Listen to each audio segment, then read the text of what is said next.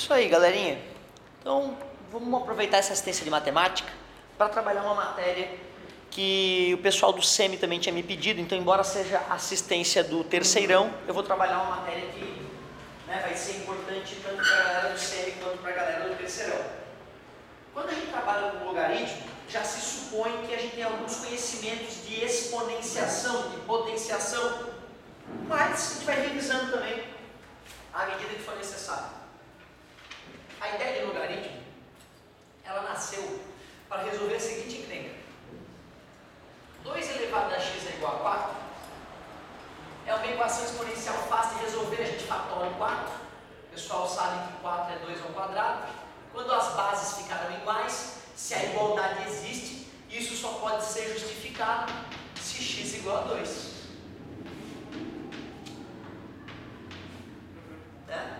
Se eu tiver 2 elevado a x é igual a 8, a gente fatoraria o 8, vai no cantinho, divide por 2 a 4, divide por 2 a 2, divide por 2 a 1, 2 na terceira. 8 é 2 na terceira, portanto, é o nome dos 3 pontinhos, eliminou as bases, igual aos expoentes. Tranquilo, né? Então a pergunta é, e 2 na x é igual a 6? Quem é o x? Porque se eu for fatorar o 6, dá 2 vezes 3. Não dá para cortar as bases. Então tu vê, isso ferrou os matemáticos da época. Eles, meu Deus, realmente, nunca pensamos sobre isso. Será que é um número racional ou irracional? Será que é um número tipo pi, um número doido? Ou será que é um número mais simples de entender?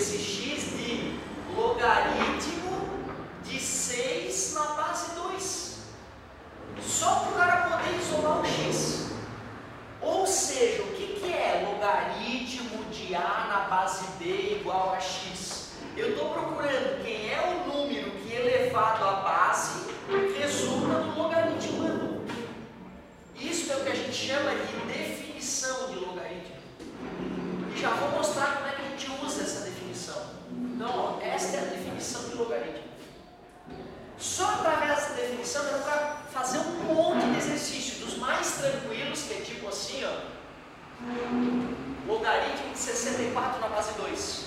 Não tem que ter pavor nenhum, não é difícil não. Tu iguala a x e diz que a base elevada ao logaritmo é igual ao logaritmo. É sempre assim. O pequenininho de baixo elevado a esse é igual a esse.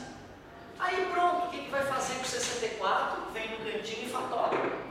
Eu já fiz tantas vezes que eu já decorei que é 2 na sexta. O aluno vai acabar decorando se ele exercitar bastante. E pronto, x igual a 6. Tem um logaritmo que é muito especial, que é o logaritmo que a gente nem coloca a base, que é a mais comum de acontecer, que é a base 10. Então, ó, logaritmo de 10.000. Se não tem base, o aluno tem que lembrar que é base 10. Igual a x e aplica a definição. Como é que vai ficar a definição? Nada, eu peço.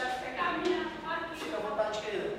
10 elevado a x é igual a 10.000, é isso mesmo. 10 elevado a x, 1, 2, 3, 4 zeros, né? Fica 10 na quarta, x igual a 4. Se a gente quisesse apimentar a brincadeira, a gente poderia puxar um logaritmo assim mais satânico. Ó. Logaritmo de 0,125 na base raiz terceira de 8 na 2. Bem bonito. Não tem que se desesperar. Tem que ficar tranquilo.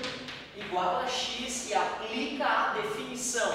A base, por mais feia que seja, elevado ao logaritmo é igual igual ao logaritmando. Virou uma equação exponencial, nós vamos ter que se virar. Tem que dar certo. Outra, ó, vamos botar o nome, né? O B é a base. Esse cara aqui é o logaritmo, que é o expoente que a gente procura. E esse cara é o logaritmando. Além de conhecer aqueles nomes, é importante saber que eles não podem ser quaisquer números. Essa base, esse logaritmando, eles têm que respeitar algumas condições. Assim como na função exponencial, nós não queremos bases negativas, porque aí o número fica dando positivo, negativo, fica uma loucura. Outra, base 1, 1 elevado a 1000, é 1 elevado a 5, é 1. Ninguém quer base 1, base 1 não serve para nada. Por isso, nunca podemos deixar acontecer que a base seja negativa ou 1. Em compensação, o logaritmando, que nasce da base elevado a alguém, um número positivo elevado a qualquer número nunca vai dar negativo também. Por isso, logaritmando maior que zero.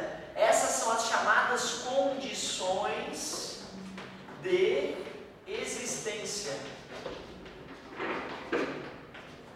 Condições de existência para o logaritmo.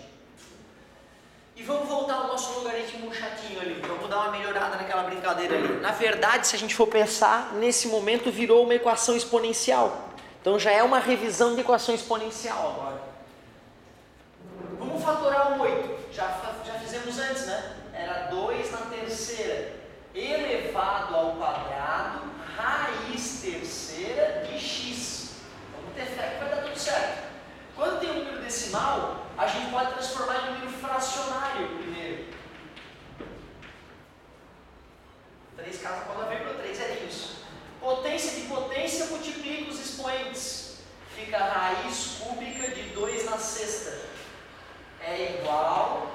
Vou dividir por 5 em cima e embaixo. Vai ficar 25 sobre 200. Raiz eu posso transformar em expoente fracionário. Cadê o x, cara? Ah, 2x. Vou transformar essa raiz no expoente fracionário. Vou pegar esse índice e vou passar dividindo ali.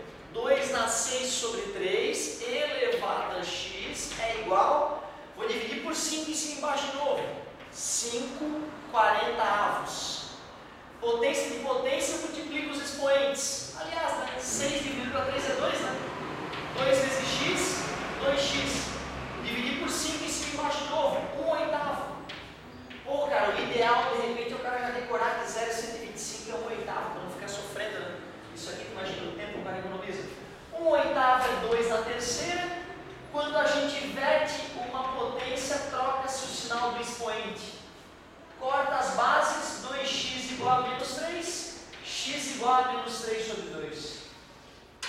Então essa aí já foi uma mais comentadinha. O que teve de novo aqui, além de função exponencial, né? É uma coisa que teoricamente a gente já trabalhou em outro momento.